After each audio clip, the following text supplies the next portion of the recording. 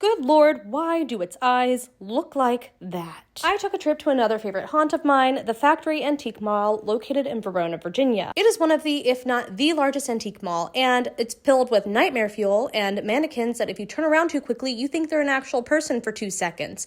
It happened to me 3 times. Of course, there's quite the selection of dolls, but you always want to check that price because sometimes it doesn't really match up to what the vendors are asking for, which I found to be the case with almost everything today. And you can bet that almost every vendor has something Barbie related. You just kind of have to turn around and find it. Now, this antique mall is a bit of a mixed bag. It is not geared towards collectors specifically. You get a bit of a mix of collector booths and your grandma's antiques. And I found that the doll prices at this antique mall have been going up recently in a way that really doesn't make sense to me, and I can find it for a more reasonable price elsewhere. Although I did find this really cool Super Nintendo system in box there, which was way out of my price range, but so cool to see regardless.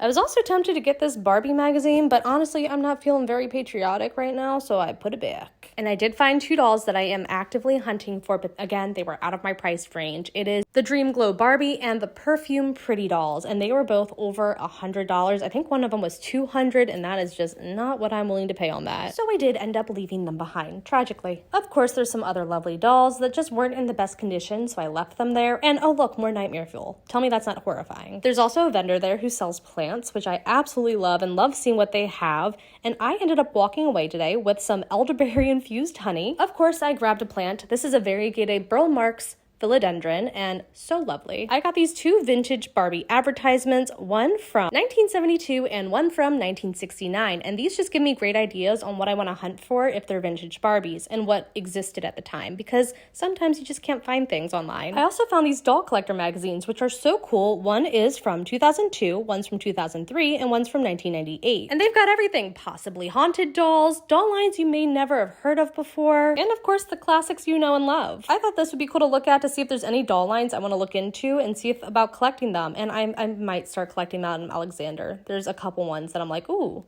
they're pretty. And that was my haul and trip to the Factory Antique Mall.